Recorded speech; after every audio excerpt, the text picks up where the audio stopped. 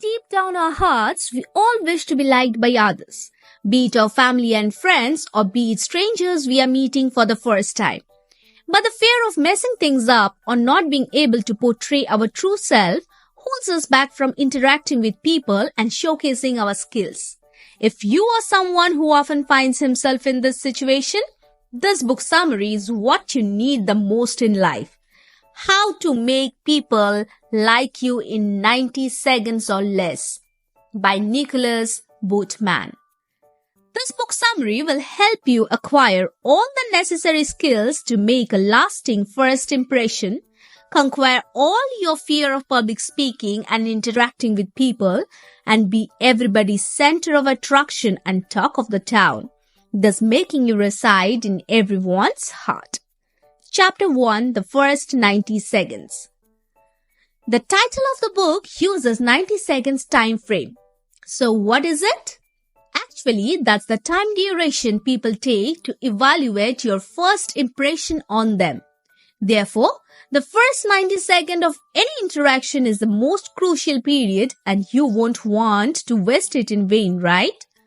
But before we learn what exactly to do in those 90 seconds, let's find out what some studies have revealed about the mindset of people about judging or rating others. For instance, wearing designer clothes decides your financial status. Next, there are 3 studies that concluded what people think in general about someone. First off, Princeton University found out that people with round baby-like faces and with feminine features are considered more trustworthy. Second, a study at the University of Toronto found out that speakers who are male, attractive and did not wear glasses were considered more powerful and charismatic. A British study found people with tattoos to be untrustworthy, aggressive and less attractive. In conclusion, our first impression is also preconceived by our gender, race, ethnicity and classic stereotypes. But the upcoming chapters will teach you how to make a positive first impression despite your origin. Chapter 2. Start with positive body language. The first and foremost thing about making a positive first impression is your body language, which includes the following. Number 1. Body position and arm movements. Greet one with a smile on your face, open arms, and by leaning towards the person. When speaking, turn towards the person, stay in a relaxed posture and lend an attentive ear to the person. Number 2. Maintain a direct eye contact with the person. This will instantly give the impression that you are interested in the person, you are friendly, and you want to initiate a conversation. Looking into the eyes also gives the impression that you are confident and a person with above the average IQ level. Number 3. Initiate the conversation. Once done with the non-verbal greeting, it's time to speak your first words.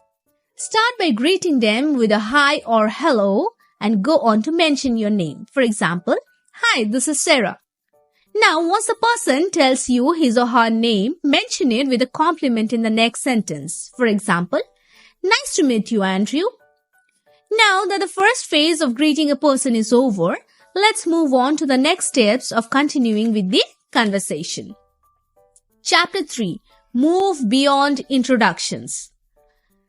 This chapter focuses on establishing a good rapport, that is creating a close and harmonious relation in which the people or groups considered understand each other's feelings or ideas and communicate well. The easiest way to initiate a conversation is to discuss the things you have in common. For example, if the person is your friend's friend or someone you know the person knows too, or maybe about the place you are presently in, or maybe about the weather presently. But the problem starts when you don't have anything in common to share thoughts about. Here is where the author emphasizes the importance of a useful positive attitude as the deal breaker of the conversation. Let me explain you. There are always two types of attitudes with which you can approach a conversation. Number one, a useful attitude, and number two, a useless attitude. For example, if something in your food order has gone wrong, you can approach the situation with two attitudes. Number one, a useless attitude, and number two, a useful attitude. A useless attitude would be the one when you approach the situation by saying, I don't want anything to be wrong in my order. And you yell at the manager. Believe me, nothing can go good in the conversation. Everything is going to be messed up. The second approach is the useful attitude approach, where you approach the situation with, I want someone to help me make right in my order. Here, the manager will help you sort things out and you will have a happy conversation. Chapter 4. How to be a good conversationalist. If you really want to build a conversation, begin with the 5 W's and an H rule.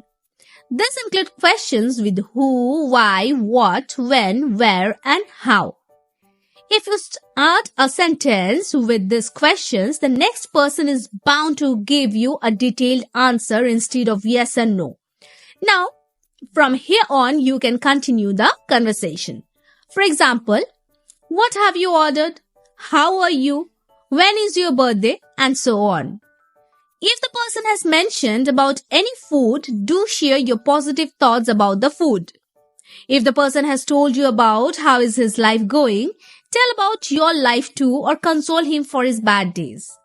If the person has mentioned his birthday, tell of someone who shares the same birth month or the day, or tell something about your own birthday as well.